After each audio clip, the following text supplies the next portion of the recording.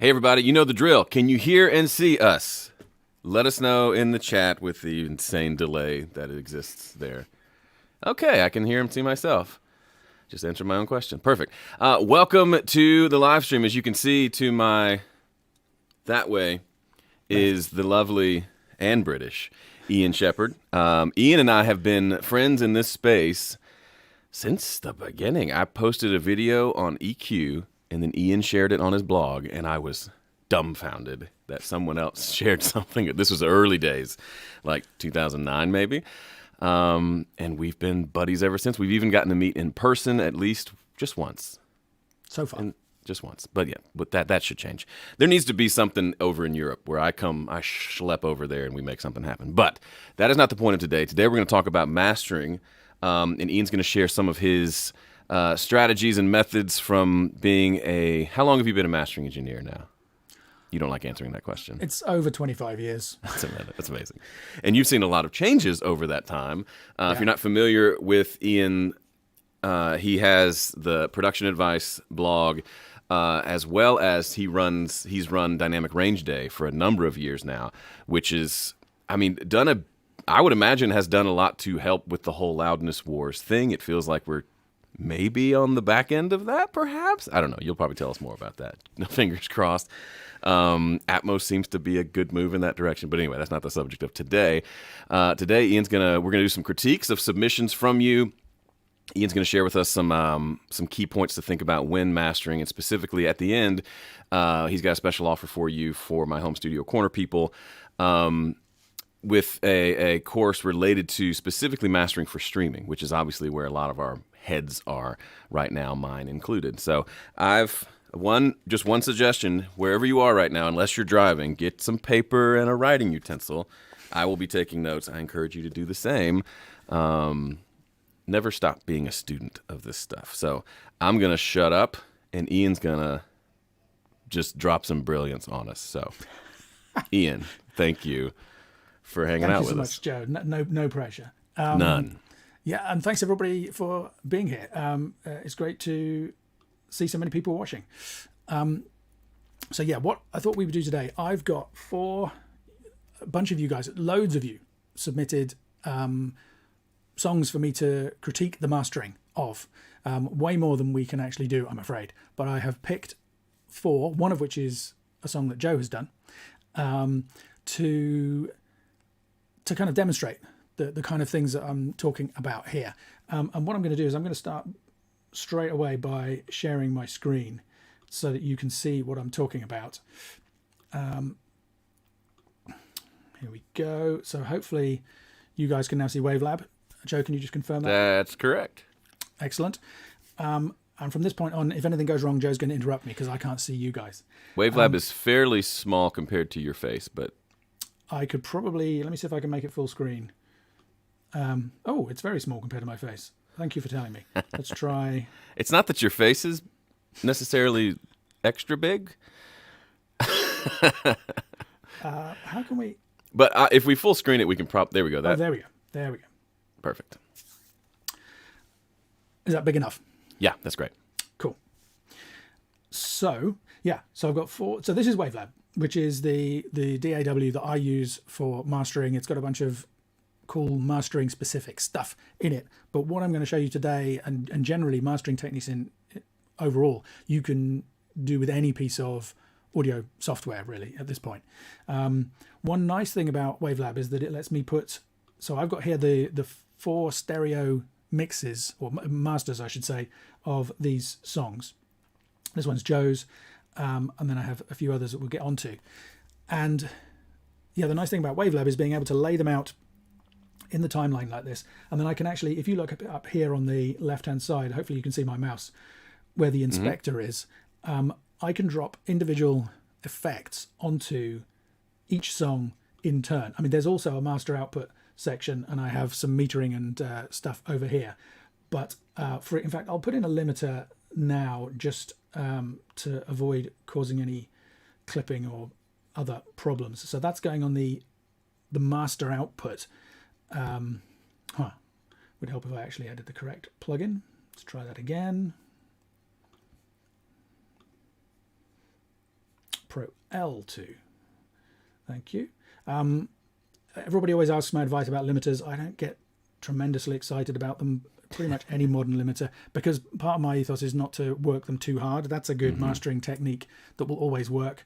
Anyway, so that's got the Pro L on the output of the entire session. So everything down here is going to end up going through the Pro L. But then I can put individual processing on each clip. And, you know, the title of this webinar is Pro Mastering Techniques That Always Work. And this is one of them. I mean, it sounds stupid simple, but not trying to put mastering processing in on the mix bus, not trying to have a bunch of mixes lined up or do them in different sessions, having all of your songs exported to stereo in one session in your DAW so that you can quickly flick between them to compare how they sound. That's a hugely important tip. So I'm going to start by just playing you a little bit of each song so you can get an idea for how they're sounding at the moment. All of these are completely flat at the moment. So this is Joe's song.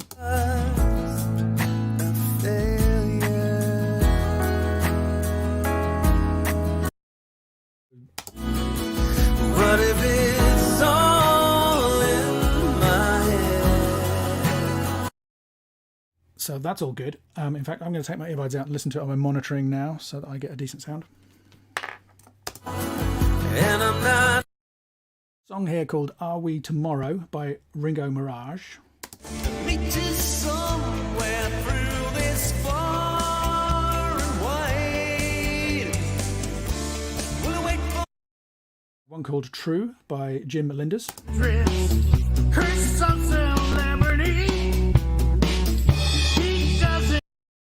Called Thrill Seeker by Michael Curo.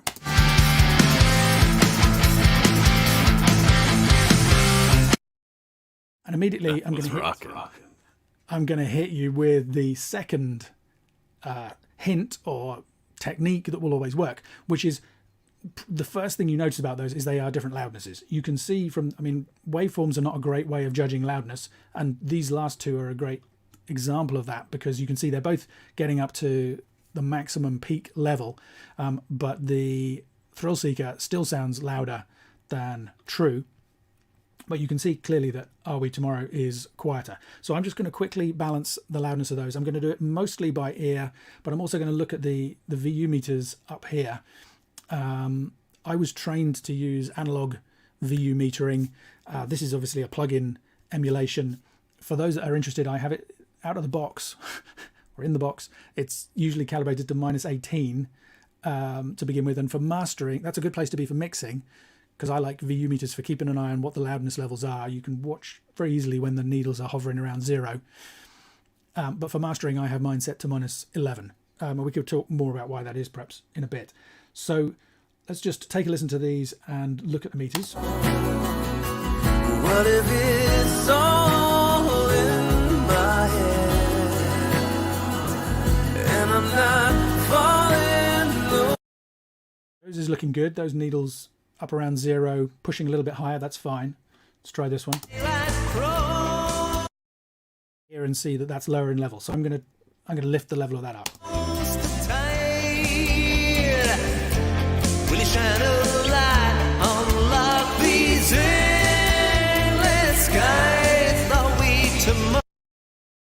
And that brings us to an interesting point, because you might have thought, listening to that song before I lift the level up, that it didn't sound as good as Joe's or the others.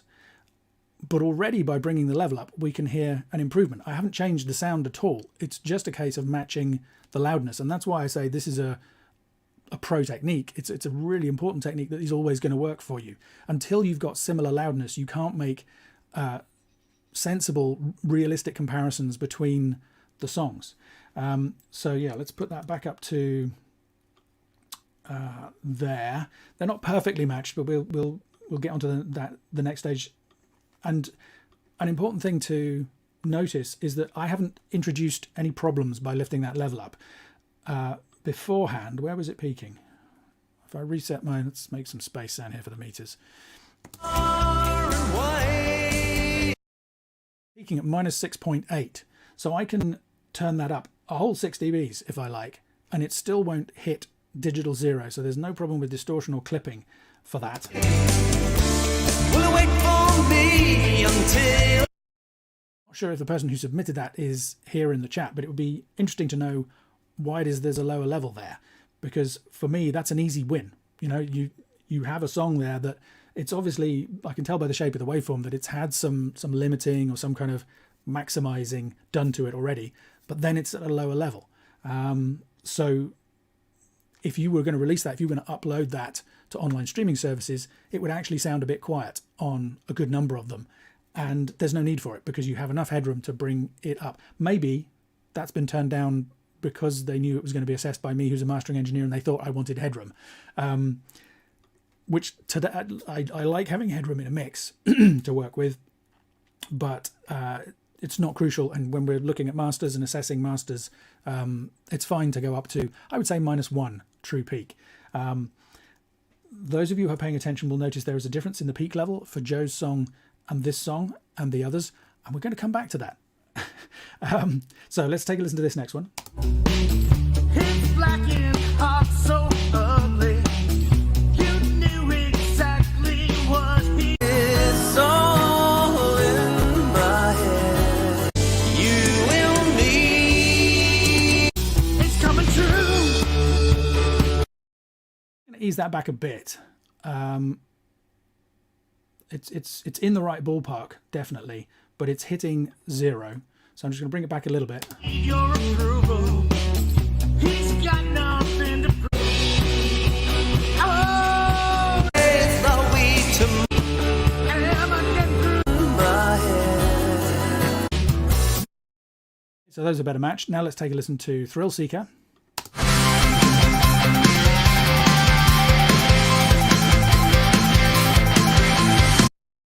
And see that that's much louder. So I'm going to take the level of that back.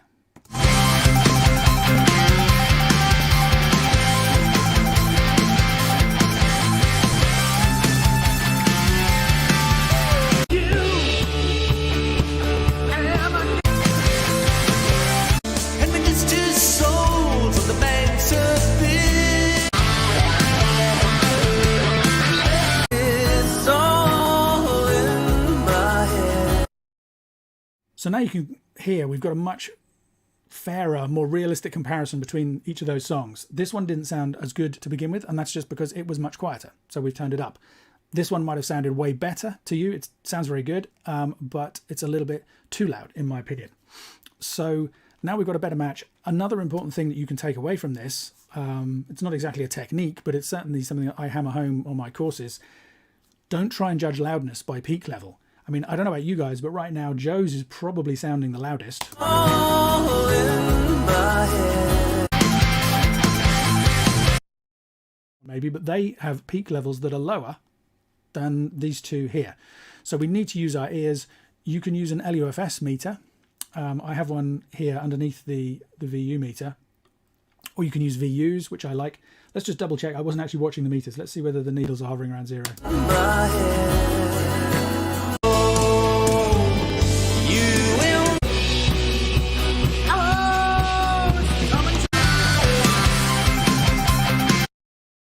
So they're kind of similar. The other thing, the LUFS meter, so LUFS, loudness units full scale.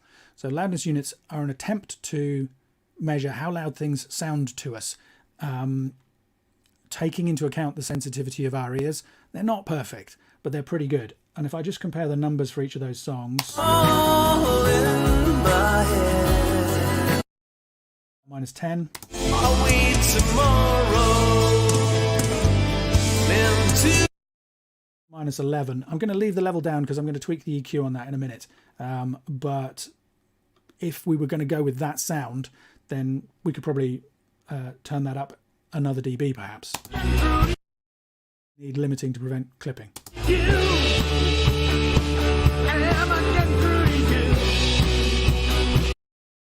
-12, even though it doesn't sound a million miles off, and part of that is to do with the EQ, which again we're going to talk about. And then Thrill Seeker.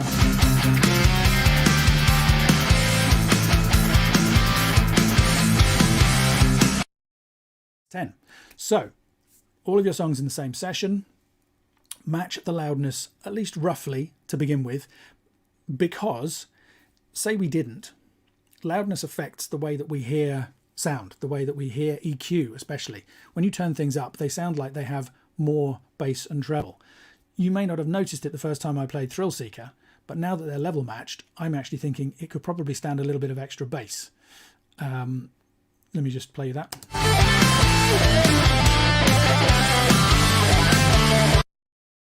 Notice if I'm gone.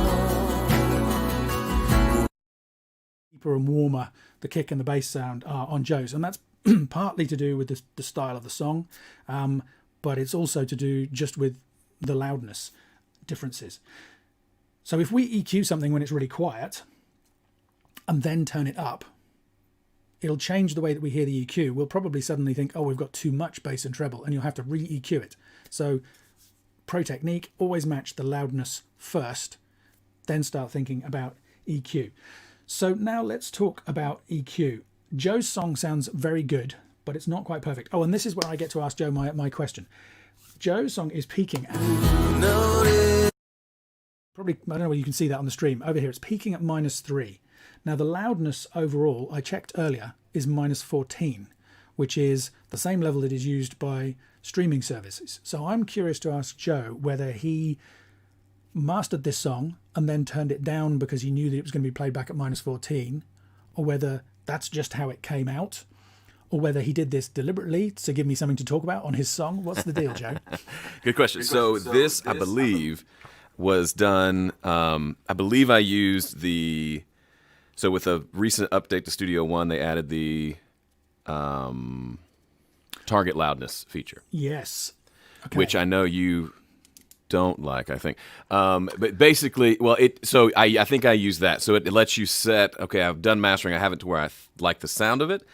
And then I say, make this export at exactly -14, which means it's going to turn it, it's not going to ever turn it up probably, but it will turn it down to get to that spot. I think that's what happened on this one. Right. See, that's really interesting, actually. I was forgetting. I mean, I knew that you used Studio One, and I was forgetting about that feature. Yeah. See, I don't have a problem with what that feature does. Sure. I think it makes... there are reasons that you might want to go louder than -14. Mm-hmm. And most of these, if I was to master them, would come out as louder than -14. Mm-hmm. But there is no benefit to it if all you want to be is loud, right? Mm-hmm. So since you've got 3 dBs of peak headroom, I'm going to guess that your song was peaking close to 0 originally, and Studio One has turned it down by 3 dB. So that's not going to do any harm on streaming services because they would have done that anyway, Mm-hmm. except on Spotify or I think Tidal, you can disable the loudness normalization. And I mean, not many people do that. It's something like Sure. 10 to 15%. But if they do, then your song would not have sounded as loud as it could have. Mm-hmm. I don't think that's the end of the world, personally. Sure. But what I do take issue with the way that Studio One does it is that I feel like, I mean, your song sounds really good. I don't hear any problems with it having been that loud to begin with. Mm-hmm. And I don't hear a problem with it having been turned down. Mm-hmm.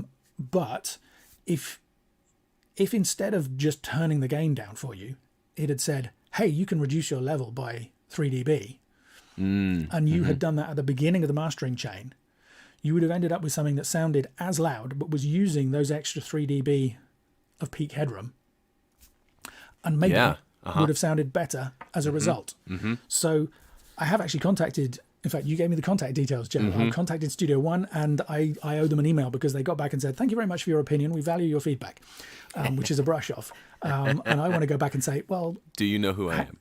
No. Have you really thought this through? Can I talk to somebody in depth about this, please? I mean, it's a tricky thing because, as I say, they're not necessarily doing anything that's wrong. But imagine you'd crank that up another 4 or 5 dB, which some people do, even in fact, especially in country. And then it had got turned down. Then I really feel like it probably would have sounded better to have done something more balanced. So that's really interesting. Okay. That's a really good point. Thank you. That's good. No, you're welcome. It's my pleasure. And yeah, if you or anybody else watching this wanted to do that, it would simply be a case of going back to the beginning of the chain. And, well, depending on the gain structure, you could either back the level off before the final limiter or maybe even before the compression. It depends how you... I like to use compression and limiting kind of hand in hand when I'm mastering, so they kind of interact with each other. But some people prefer to set up the compression and then do the limiting. Anyway, it would be an interesting experiment to do. So the other thing, very quickly, that I'll show people is, as I say, I think your song sounds really good. Being picky, I would tweak the EQ slightly. The main thing is I'm hearing something slightly... there's a bit of focus in the upper mids. There's something that's kind of singing out at me a bit. And I'll just go back to my monitors and see if I can find that for you.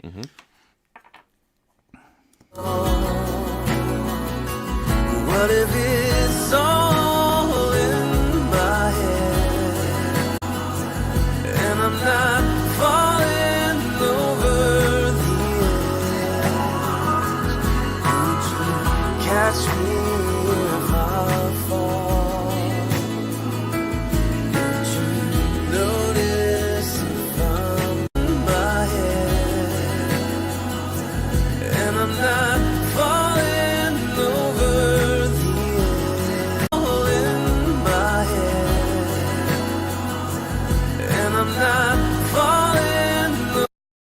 Notice it in general, but particularly on that little phrase there, and I'm not, where you're going up.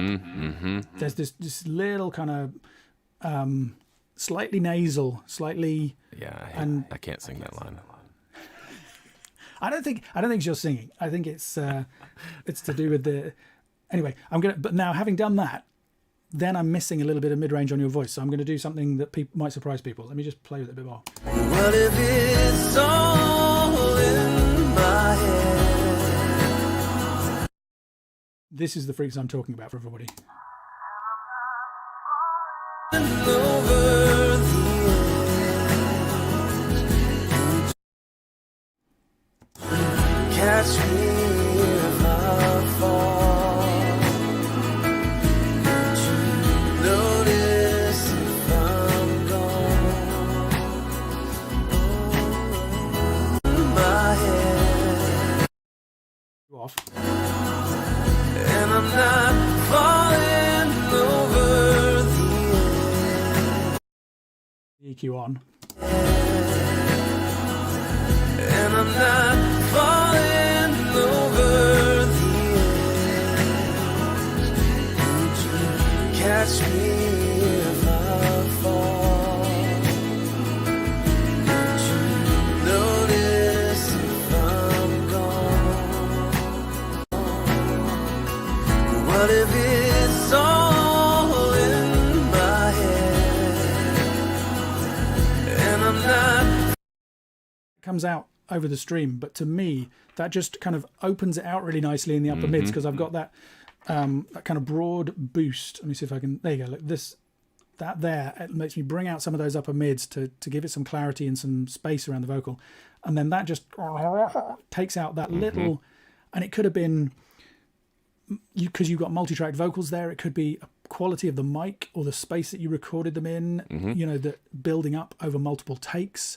It's the kind of thing you hear sometimes when people grab their hand right round the 58, and you get that kind of slightly...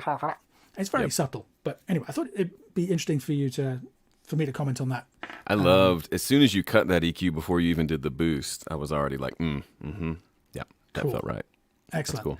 Okay, well, I want to get onto all the other songs. So the other thing I wondered about this song was maybe it was a little bit tizzy in the very high frequencies. So I might have taken out some of those super high tops, kind of above 12K, and that maybe would give me a bit of room to do something to just bring out the stuff a little bit lower down. But that's getting into the realms of taste and kind of nitpicking, so I'm not going to go too hard on that. They're telling us that the music is a lot louder than our voices, if there's a way to adjust one or two. Okay, I can just make myself quieter on this end if that helps. No, louder. Yeah, it's tricky for me to make myself louder. Let me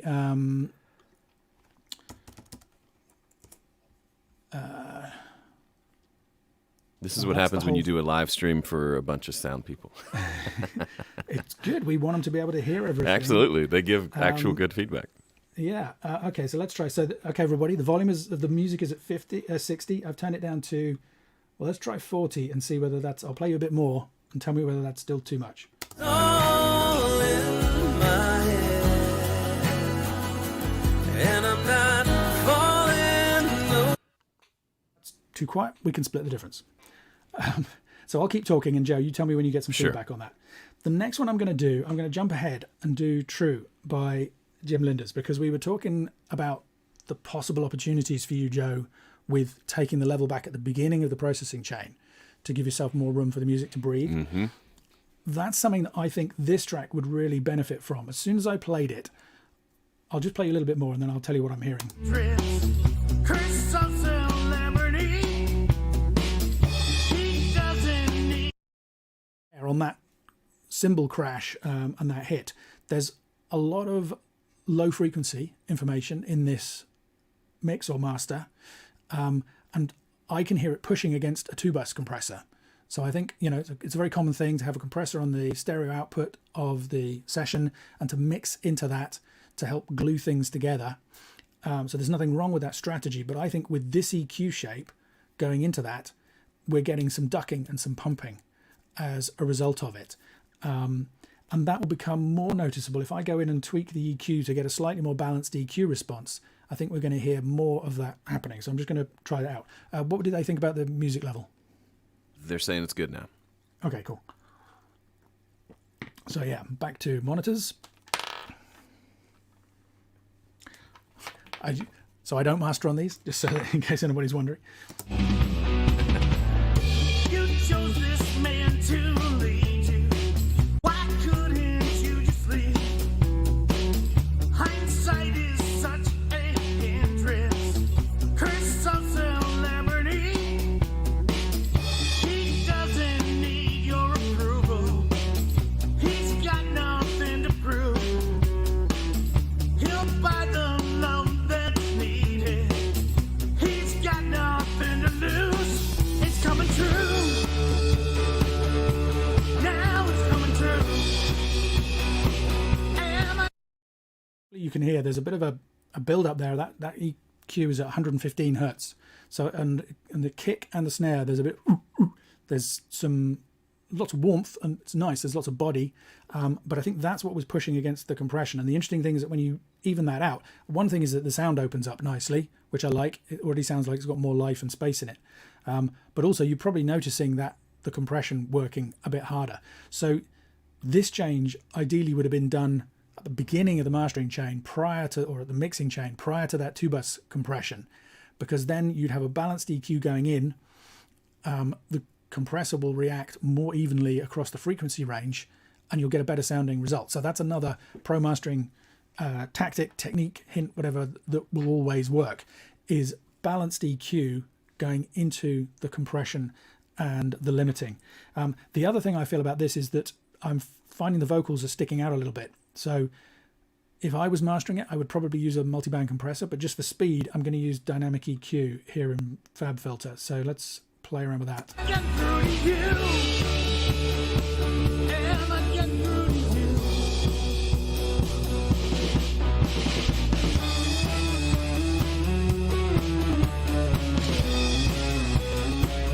By the love that's needed. He's got nothing to lose. It's coming true. Now it's coming true. Am I getting through to you? Working quite nicely. I'm actually going to put that back because it's taken away from the guitars a little bit. So I'm going to make all of that dynamic. Am I getting through to you?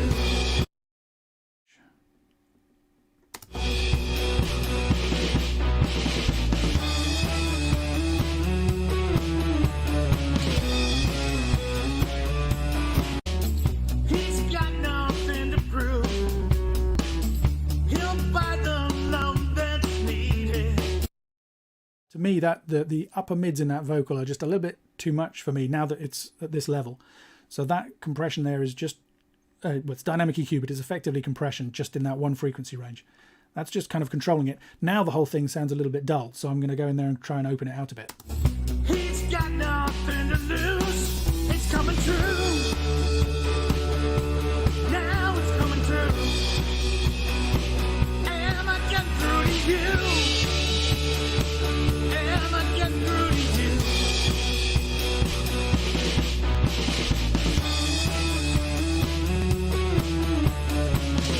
Couldn't you just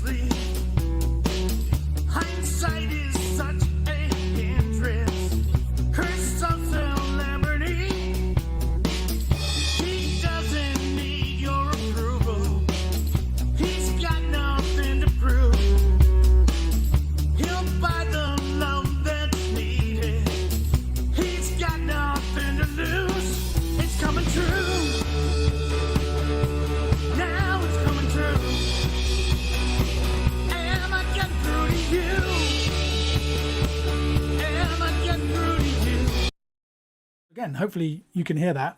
I mean, they're not huge moves, you know, minus 3 dB for that 100 hertz, 115 hertz resonance. I then went in and just boosted a little bit more, closer to 60, just to keep some weight in that kick drum, to keep it supporting everything.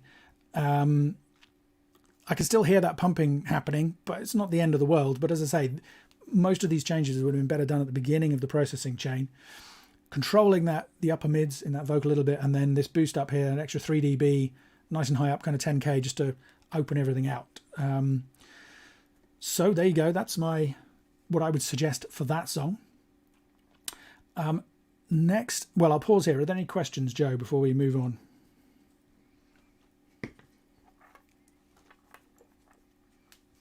I can't hear Joe. Is he there? Sorry, There he is. I kicked myself out of the stream. I heard the whole thing. I just couldn't talk. Okay, that's cool. No, I think that was great. I think your point of, and somebody in the chat was making kind of a similar point of, oh, there's some mixing stuff that needs to be taken care of, and that's true. And I think also it's interesting to see how much you can do in mastering, even if, you know, maybe perhaps we should go back and fix something in the mix. But if you're doing a lot of this yourself, at some point you've got to say, I'm not going to go back to the mix because I'll just never finish the project. So there are things you can do to help with whatever problems are there. That's a great point. And I think if this was a real job and this had been sent to me to master, I mean, one possibility is that what we're hearing there is actually mastering processing, right? Because some people will use a 2-bus or a stereo compressor like that in the mastering process, and that's entirely valid. In that case, it would just be a case of tweaking the mastering settings. In this case, I suspect it's a mix thing, so it would be better to go back. But, you know, I mean, one of the interesting, so the first thing I said on this stream was have your songs in laid out in a DAW so that you can flick between them and compare. One of the great things about that is you approach things with a different perspective. You know, you suddenly start thinking about how do the songs compare to each other, or, you know, if you've got reference tracks or stuff that you maybe are thinking it may end up in a playlist with. All of that gives you amazing feedback. And if it means going back and tweaking the mix, or in my case, saying to the client, you know, this is what I can do. I think it's sounding pretty good, but I think it would be even better if we can try an experiment where you did this, this, and this. You know, would you like to try that? Absolutely. I almost always get a great reaction to that, and you almost always get a better result. And it's a great added value if you're looking to do this for clients, like to add in the ability of like, hey, I'll master this, but also here's a little critique for you to fix. Like that's, like you said, that's invaluable because now they can get an end result that's better because you've had your ears on it, and you know you can get a better result if they fix these two things. Yeah, absolutely, exactly. That's cool. And there was one other thing I was going to say. Well, yeah, you make a great point there, which is, you know, it's a difficult decision to make sometimes. I mean, well, quite often the decision is made for me. So people send stuff, and I get back to them with a comment like this, and they're like, "We don't care. We've run out of money, and it has to go out tomorrow."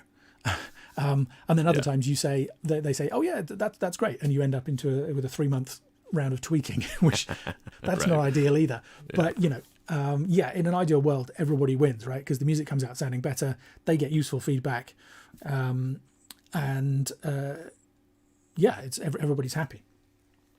Do you have recommended settings for attack and release on a master bus compressor, or some kind of starting point at least? I like, my goal with compression and limiting in mastering is to be invisible. You know, it's quite a different beast to when you're recording and mixing, where you can get creative with the compression settings. For me, I don't want anybody listening to a master that I've done and going, "Wow, listen to the mastering compression on that." You know, I just want them listening to it and going, "Hey, I love this song," and feeling like they want to dance or sing or laugh or cry, whatever it is the song is meant to do emotionally.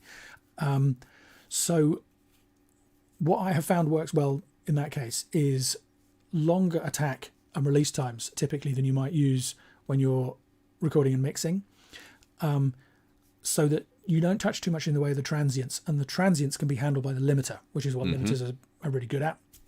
So I share the load between the compression and the limiting, and I find I can be more invisible typically. So I think a good place to kind of experiment with starting out is about 100 milliseconds. It's tricky because different compressors work in different ways. So 100 milliseconds on one can mean something different to another. I mean, on the FabFilter Pro MB, the multi-band compressor from FabFilter, you don't have attack and release times. It gives you percentages, which is not super helpful. But if anybody's interested, I would recommend 40% as a good starting point for attack and release on the FabFilter, if that's what you're using. And you want to dial back. They have quite a hard knee on that compressor. You want to soften that off a bit. And only a 2-to-1 ratio. I think their default is 4-to-1, which is way too harsh, in my opinion, for most mastering scenarios. So I mean, and all of these things have to be tweaked, but those are some kind of good ballparks to get people started, hopefully. Very good. So then the next song I'm going to do is going to be Thrill Seeker, just because I think this will be the simplest, because remember, I was just talking about a little bit of extra bass. So I'm going to experiment with that and see. I mean, I think it sounds very, very good. So let's see what we can get with that.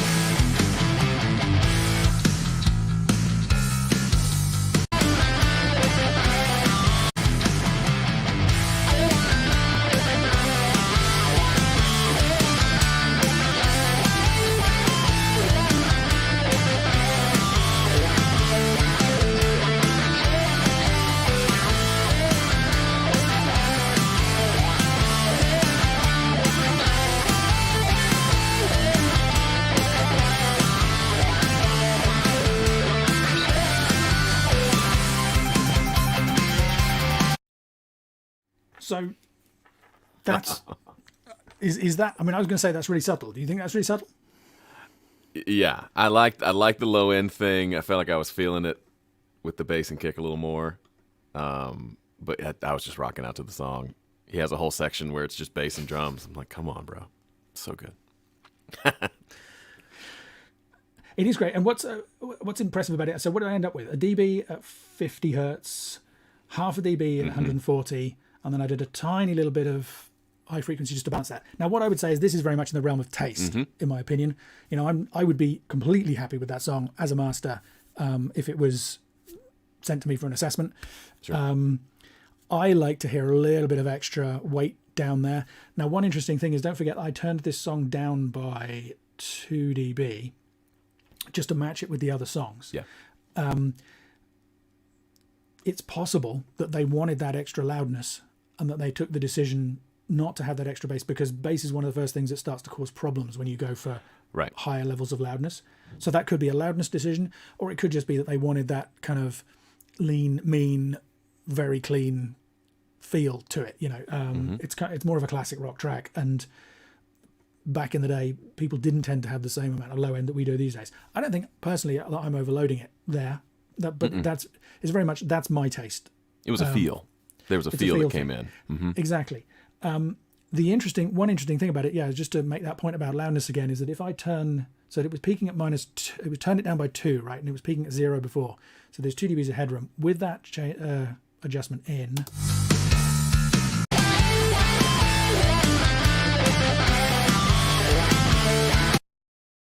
Have increased the peak level somewhat up to -1.4, which I'm not going to agonize over exactly what the peak levels are, but my point is I can make that change without any extra limiting happening. If I'd left it at the original level, we'd be having an extra 0.6 dB limiting taking place. So these things are always a trade-off. One thing I haven't mentioned, by the way, is how you decide how loud you want to master something, because obviously I said, oh, Joe's is about right, and I matched the rest to that. That's not to say that I think that -14 is, or any particular level is a something to be aimed at. There aren't any targets in mastering for loudness, as far as I'm concerned. But for a kind of a fairly mellow song like yours, I think -14-ish is quite a good place for it to be. I think as you had it before it was turned down by Studio One was probably a little bit louder than that song needed. And it's not to say that it suffered sonically. I just feel like if you put that on an album and you had a really loud rocking song to go with it, then you'd have to push the rocking song really hard, and probably harder than you would want to. Having said that, you might have approached it differently if you were doing it as part of as an EP or it's a great point. That was a single, so I was just kind of like, let's make it big and bold. But yeah, if it was next to something else, I could see it being a problem for sure. Yeah, absolutely. And it also starts with just a small guitar and vocal, and that's always a challenge of keeping that loud without messing with the louder sections. But yeah, that probably could have helped if I didn't push it quite so loud. Absolutely. That's something actually that you mentioned the special offer we've got for people watching this at the end. So I have a course called, as you mentioned, Mastering for Streaming, Made Simple. And I talk about exactly that issue there where, okay, here's the loudness of the end, the loudest section, but then how does the beginning feel? And one thing that you can do it's kind of simple to work through that, maybe you did that in this song, is a little bit of automation. So rather than just pushing the whole thing harder, you can just bring up the intro. Because it's quieter, it won't get any extra compression or limiting happening, but it'll sound louder. And that means that you can keep the level. And if you put your transitions cleverly and work through it carefully, you can end up with something that sounds completely convincing musically, but doesn't have to be pushed too hard when you get to the to the full-on sections.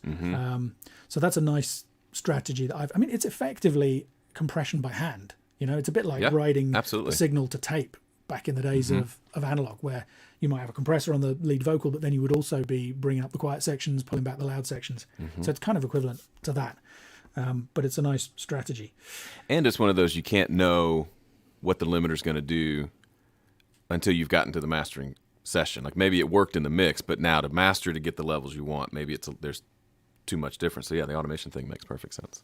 Yeah, absolutely. And it's all about context. You know, what are you matching it with? Is it a song that stands on its own? Is it part of an EP? Now, I'm aware that you need to head off at about 3. Yeah, I've got about 15 minutes. Yeah, so shall I quickly just take a listen at this one last song here? Absolutely, yeah. And then maybe we can see if there's any questions from people.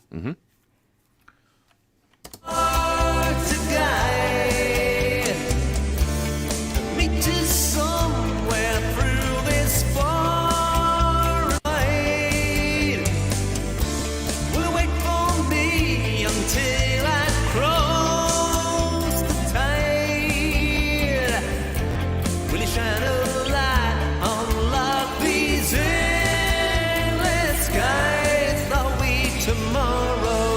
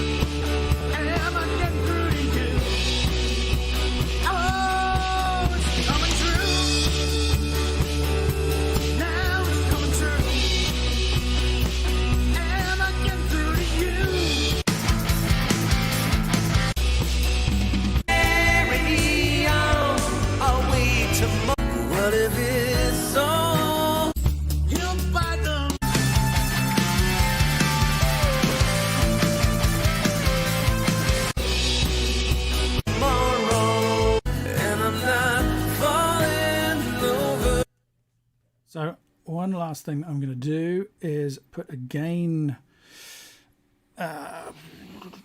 Where is it? Completely forgotten where my gain tool is down here. Tools. Thank you. Going to put in a minus 12 dB pad, and so you heard me do a couple of things there. I mean, just to summarize what I was looking at with this song, I think that the some of the percussion and the drums were quite up there at whatever that is, 5.5 kilohertz. So I pulled that back slightly, opened out the top end a little bit to kind of compensate for that makes you feel like you've lost brightness. So just a broader boost to help compensate for that. A little bit of extra warmth down below, and then some upper mids and some clarity in the mid range for the vocals. I wouldn't consider that finished yet. I would want to kind of work on that more. But I think the main thing is that stuff, that kind of quite edgy, hard, spiky stuff in the top there. Then I started flicking between songs. Here's another pro mastering technique that will always work, which is when you start to get close, start skipping around. Now I'm going to do another one, which is I'm going to turn. That was clever. I nearly did 12 dBs of gain. That would have been bad. I'm going to turn this all down by 12 dB. So I have a dim button over here, but so that you guys can hear it, I'm just going to flick between those, listening at the lower volume level, which is something I like to do just to get a different perspective.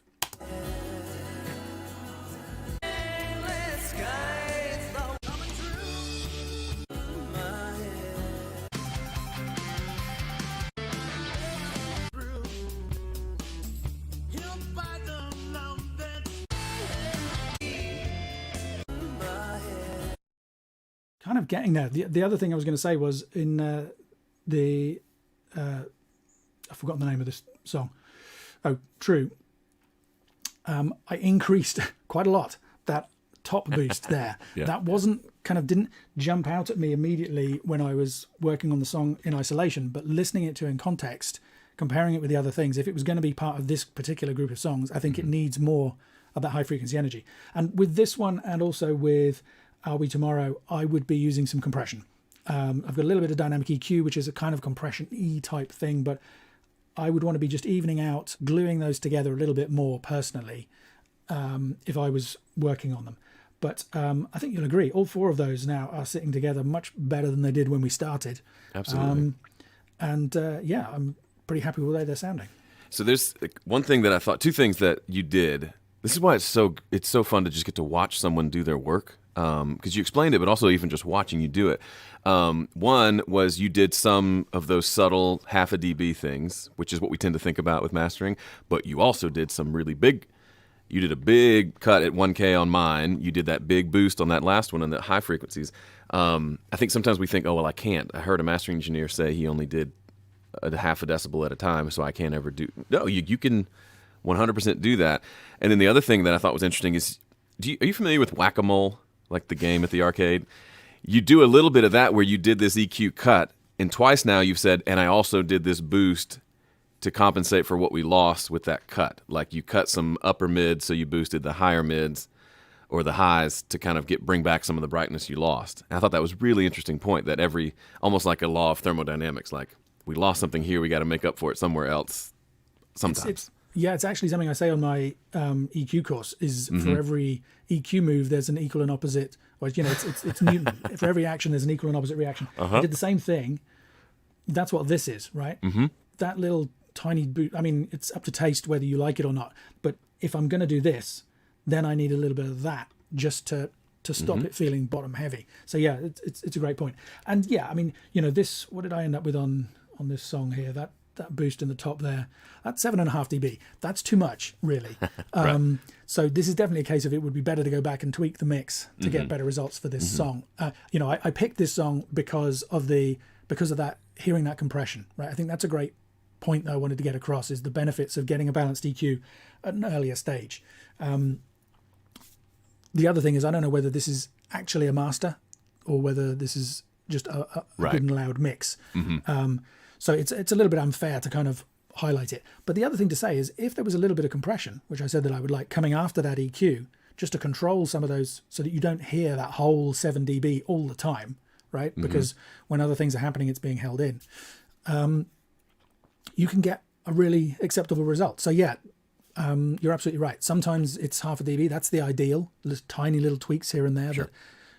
But sometimes you just got to go for it. And in that case, you do. I love that. We had a couple of questions here. So real quickly, so Ian has several courses on mastering. Some of you have undoubtedly taken at least one of them. But the one we're talking about today specifically is mastering for streaming made simple. So you're taking your mastering process and how do we think through getting, now that streaming is like the target place where a lot of this is going to go and where most of our listeners are going to be, what are some things we need to keep in mind? A lot of the stuff we talked about today, but a lot more of that as well. So Ian graciously put together a discount code from my people. So I put the link it's in the description of this video. I also put it in the chat. So if you use that link and then use coupon code Joe, that's Joe, just in case you can't spell Joe, that'll get you an additional 20 British pounds off. So get out your currency calculator if you're a dumb American like me and can't remember how things convert. It's at least 30%, maybe 33%. So it's a good healthy discount. Yeah, thank you for deal. mentioning that. I was so busy talking about the mastering, I completely forgot that. That's great. To let people know about that. Yeah, and you're absolutely right that people should know that course, I'm not teaching you this stuff. I'm not teaching you how to EQ, how to compress. Joe and I have both got loads of other courses that will teach you how to do that. It's more about understanding why you want to do those things, what the objective is, thinking about those things like how is the loudness going to be affected by streaming normalization, if it's going to be turned down by 2 or 3 dBs like Joe's song, am I happy with that? If not, what can I do about it? All of the processes you need to think through so that you can be confident when you upload your stuff. And the goal of it is that you will know before you upload your music exactly how it's going to sound in comparison to all of your favorite reference songs, and just feel in control of it, feel confident that you're going to get a result that you're happy with. So that's a great my point. goal. And hopefully because it is like things get progressively more complicated. Writing a song, not that writing a song is easy, but recording we understand, mixing is a little more complicated, mastering super mysterious to a lot of people, and then what do I do once it's out? Where does it, like, what from here to there? Like, there's a lot there. So even just the idea of how does a veteran mastering engineer think through these things? Because like I said, even just watching you making some EQ decisions and then you explaining how you thought about that, it's like light bulbs going off all over the place. So even if you have a solid workflow for getting the sound where you want it to be for mastering, that next piece of, all right, how do we prep this and make sure we're doing what needs to be done to get it on the streaming services and sounding as good as it can?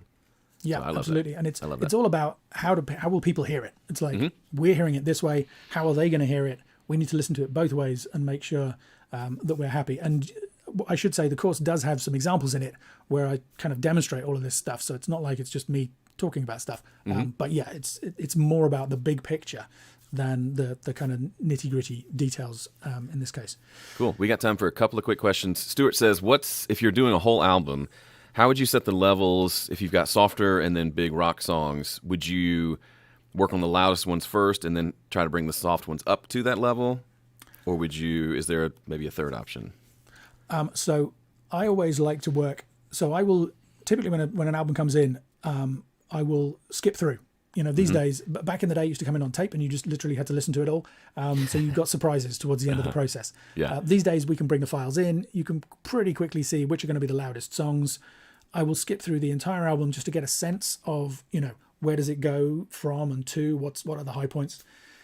Then I will listen to the loudest moments. And very often I'll start with the loudest song and get that sounding really big, really huge, so that I'm happy with it. And then everything else is judged musically from there. So, I mean, an interesting kind of tip is that just because a song is quiet doesn't mean the level has to be low. If somebody's singing a beautiful, soft lyric, we understand that that's meant to be quiet. So it's okay to turn that up a little bit. It doesn't have to be realistic in that sense. It just needs to be, it's a case of balance, not match, which is another one of the things that I always say. The goal in mastering, we're not trying to make everything sound the same Right. loudness, same EQ or everything else. What we're trying to do is make sure that this song has the impact next to this one, or that this one is kind of gentle and intimate and draws us in so yeah, listen to the loud sections, use that as your kind of anchor point, and then judge other things musically. Roughly speaking, I would say, verse chorus, you want kind of 2 to 4 dBs difference.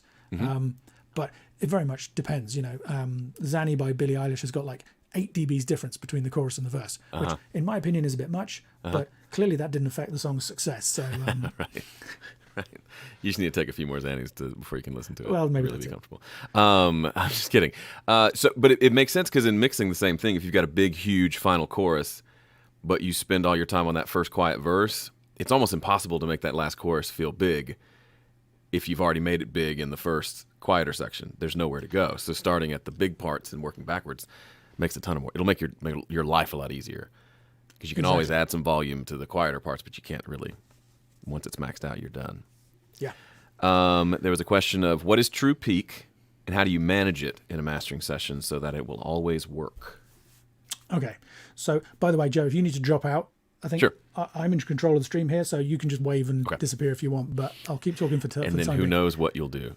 Well, that's it. Then are we going to say what we really think about home studio corner? Why is it a corner? Where is this corner? It's over there behind you. I can see. Oh, right, there it is. That's got the all home those studio guitars in it. corner. Okay, true peaks. So ever since we had DAWs, Cubase, Logic, all the rest of them, you had a peak meter, and it showed you the peak level of which is where the spiky bits on the waveform get to, measured by the sample values. When you start using digital limiters and pushing the levels up, it's possible to have a waveform that hits, say, 0 and stays there for a few samples and drops back down again. So in that case, a peak meter will read 0 when that hits. And that's the sample peak level. What happens though, the problem happens when you play that back, because the digital to analog converter uses filtering to accurately reconstruct the original signal. And those filters basically can overshoot. So what looks like that, can you see what if the top of the waveform looks like that in the DAW, it might actually come out more like that. You get a little bit of overshoot. And that's what's known as a true peak or an intersample peak, right? Because what it's saying is the analog level when you play this thing back will actually get higher than the digital level of the stored waveform. In Pro Gear, that's not so much of a problem because you typically have plenty of headroom to take in those peaks. But on consumer devices, especially, phones and all the rest of it, you may not have enough analog headroom, so that those intersample peaks could clip. So a true peak meter or a true peak limiter oversamples the signal to try and get an idea of what those peaks are going to be before you play them back and give you a more accurate representation. So in mastering, my rule of thumb is true peaks at -1. In theory, true peaks at 0 is fine, but cheers, Joe. Actually, almost everything these days gets converted for streaming or for MP3 or whatever. And when you do that, that process takes all the musical data and chops it down to maybe 10% of its original size. I mean, it's kind of a miracle that it works at all. But when you take out that much information, it's no wonder that the waveform changes as part of that process, and you can get into sample peaks from that as well. So even if you have something where the true peaks are at -1, especially if the loudness is high, you can have true peaks when you decode that signal that are much higher. So my recommendation is sane loudness levels, not super loud masters, and true peaks at -1 to help prevent any problems with that. So hopefully that helped. Lots of people saying thank you. Glad you guys enjoyed it. Remember, the link for my course is in the description. Use the coupon code Joe. I'll just scroll back up and have a look at somebody saying, what kind of source are you guys listening to the stream from? Headphones, low budget speakers, or studio monitors? I mean, that's a question for you guys watching rather than me. Oh, Ben is recommending my Perception plugin. That's very kind of him. That does automatic loudness matching so that you don't have to do all this stuff by ear. You can just say, okay, how are these going to sound if they're the same loudness? And also before and after A/B testing of the pre and the post signal in your mastering chain, or your mix for that matter, so that you can judge the loudness accurately and make good decisions without being fooled by the differences in loudness. Claude says, very interesting to hear quickly one song after the other. I agree. I mean, I always listen I listen in more detail than I have done in this stream. Obviously, when I'm working on something for real, I listen to the whole song because you need that for the musical perspective as well. But it can be very useful to just skip quickly between and give you that kind of insight. Lots of people saying, my neck hurting from bobbing on this one, says Scott. Jerry says, can you have a good master with average monitors? I'm not sure if my monitors are any good to master with. Are there any specific monitors used for mastering? I mean, this is interesting. This has changed over recent years. When I started out, there was a huge difference, 25 years ago, there was a huge difference between mastering monitors and studio monitors and hi-fi speakers. These days, you can get very high quality speakers much more affordably. But yeah, the speakers I use are Bowers and Wilkins. PMC and ATC are also brands that you will often see in mastering studios. There's a name that has temporarily always escapes me. I mean, there are some common brands that you use. I mean, Key 3s are incredibly expensive mastering speakers. But Focal is have some more, I don't know about more affordable, but certainly is another very popular brand. I mean, the main thing you want for monitoring is for them to be accurate and for them to be reliable. You know, you don't want things that sound like this, and you don't want things that sound like Apple Beats, which have a huge hump in the bass, because they add so much color to what you're listening to when you're making the mastering decisions that when you then play them back on some other system, you have almost no idea how they're going to translate. And getting it to translate is one of the big goals of mastering. So having said that, providing you've got a decent quality monitoring and you have a room that is reasonably under control, you know, there's quite a lot of acoustic, you can see the panels at the back. There's more acoustic treatment in front of me to keep the acoustics of this room under control. Once you've got that standard, a lot of it is about referencing. A lot about it is listening to things that you think sound amazing everywhere, loudness matching them first so that you're not fooled by the loudness, and then comparing with what you're working on and using the information that that gives you to make useful decisions. So then even if there's a bit much bass in your monitors or not quite enough high end or whatever that might be, hopefully by comparing it with things that you know sound amazing everywhere else in the world, that's going to reveal those things to you, and you'll know, okay, so I need to make things sound a little bit bass heavy in my room, or maybe a little bit bass light, or whatever it might be. So the better the monitoring for mastering, the easier the job gets. It can be very, very difficult with, well, mastering on these, I would say it's probably impossible to take an extreme example, but it is definitely possible to get great results, even if you don't have the most expensive monitoring setup in the world. So now I can see back to the points where Joe was starting to pass the questions on to me. So I will scroll down to the end of the list and just see if any more have arrived. Claude says I could listen to him all day. You mean Joe, right? Surely not me. Anyway, okay, I don't see any more questions. So this seems like hang on, there's one there. Tony says, would you use limiters in series rather than a single limiter to increase volume output? When would this approach be useful? I wouldn't. Some people do. Oh, Claude says he means me. Well, thank you, Claude. That's very kind of you. So this was an interesting thread in a mastering forum on Facebook recently that I was part of. There was a conversation where exactly this question: should you use multiple limiters one after the other to try and get? And some people were saying yes, it absolutely works.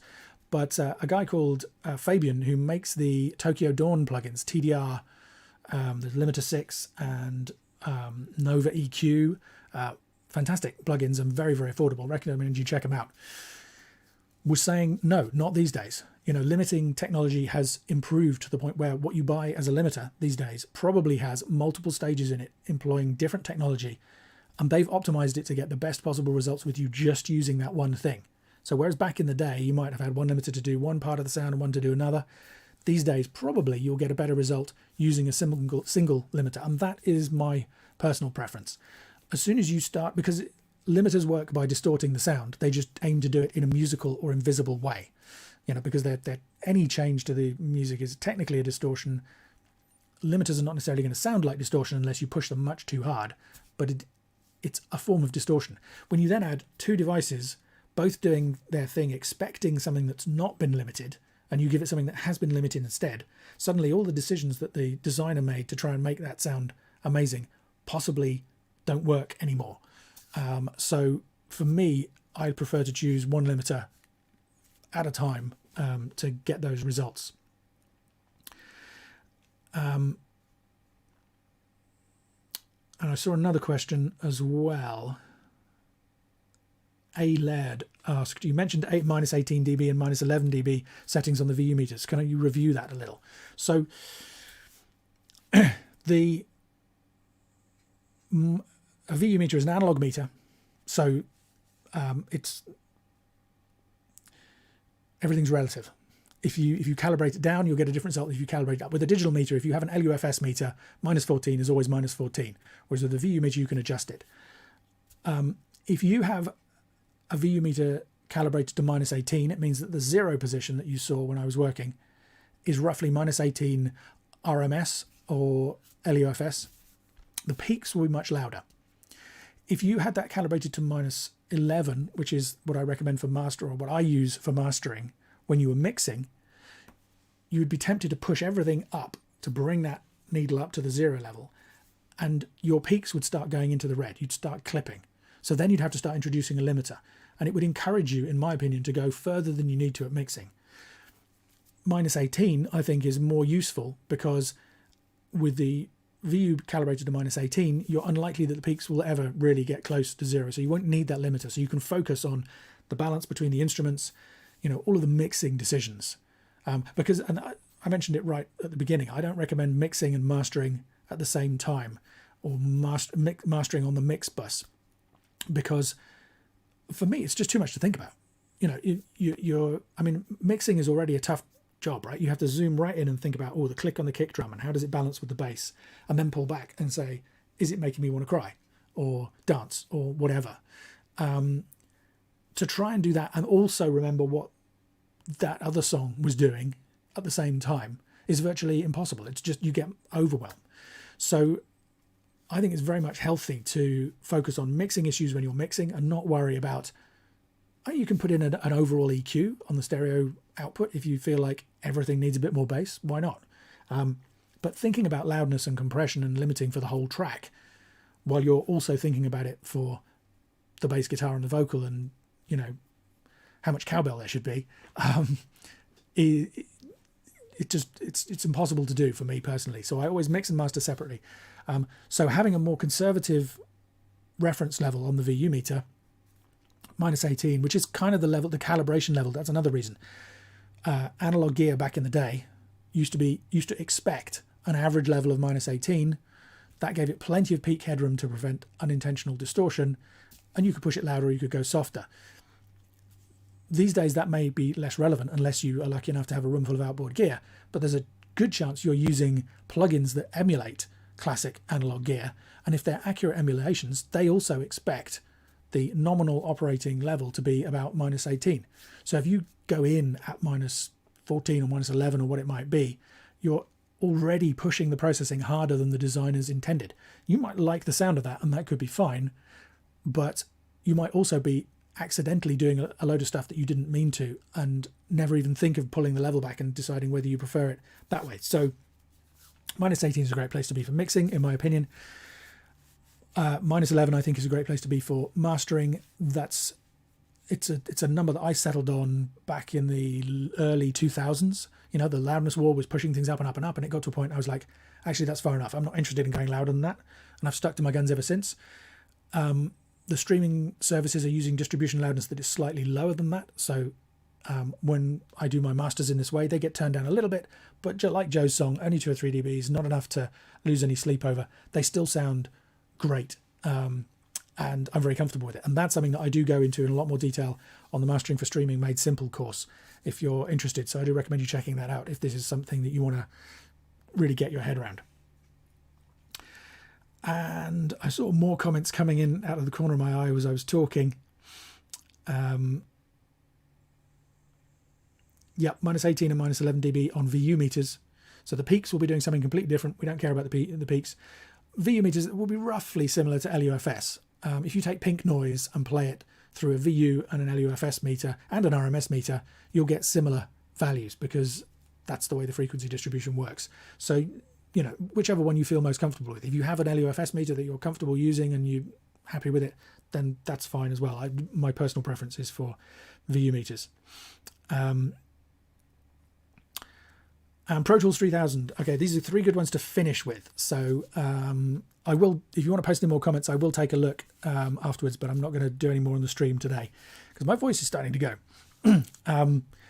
What do you trust more in mastering, your ears or sometimes your eyes via EQ levels, spectrums? Always my ears. But especially when you're learning, meters, EQ meters, level meters, all the rest of it can be very valuable feedback. And even as a professional, you can be working away thinking, yeah, that sounds fantastic. I mean, you saw when I was doing my example earlier on, I didn't pay attention to the meters until I said, oh, let's look at the meters. At that point, you might notice that one of them seemed particularly high or low. And that's not necessarily a reason to do anything, but it's a clue to me that I should pay attention. Am I happy with this? If that's reading high, is that good? Is that a decision that I'm comfortable with? And yeah, particularly with ear training for EQ purposes, and just learning how loudness works in the early stages, I really think metering can be very valuable feedback. And then the final question, are limiter, EQ and compressor the only tools in your mastering chain? What about saturation? I use EQ, compression and limiting. It does about 80% of the work for me, I would say. Depending on the project, 80 to 90%.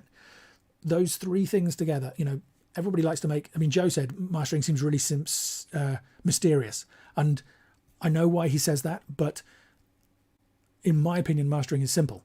It doesn't mean it's easy, but it is simple. And it's about getting the level right, but EQ balanced, and managing the dynamics. And if you get those 3 things right, I mean, you heard the improvement we made with those 4 songs just using EQ and limiting. Dynamic EQ is borderline a bit like a compressor, but I didn't have a big multiband or some, I've forgotten the name of the Manly Massive Passive, or any of these huge, amazing, expensive processors on there. It was just digital EQ and a limiter, basically. So you can make huge changes with just those 3 things. But I do use other stuff. I use processing to affect the stereo image sometimes. I do use some saturation. My top tip would be a plugin called Spectre. I really like it. It has, excuse me, a kind of an EQ-like interface where you can choose to just add a little bit. It's got 7 or 8 different types of saturation. You can dial in how much of it. You can change it so that, I think it's called transparency mode, so that I forget, it's the bottom right-hand thing in the interface, lets you just add saturation and not affect the EQ at all. So you just kind of dial in some crunch or some warmth or whatever. So I use that sometimes. Sometimes I use parallel compression. Sometimes quite a lot of the time I use multiband compression very, very simply so that I can get very invisible results. I mentioned that's my goal, to be invisible. So yeah, I do use quite a few other processes, but much less often. And I really encourage you want to master EQ, compression and limiting in mastering first, really, before you start experimenting with any of that other stuff, because you can do so much. You can get, it's kind of amazing the results that you can get, given that you've only got a stereo mix to work from. So thank you everybody for being here. Thank you for the great questions. Really enjoyed it. Please do check out Mastering for Streaming Made Simple. If you would like to, use the link in the description below and the offer code Joe to get 30-something% off, £20 off. If you would like to, you can ask me questions in the teaching interface for that course. If you need any further help with it, you're also welcome to reach out to me, email me to talk more about this stuff. Yeah. Thanks to Joe, even though he's not here anymore, for letting me come and talk to you all today. I've really enjoyed it. I hope you found it useful and interesting, and thanks for listening.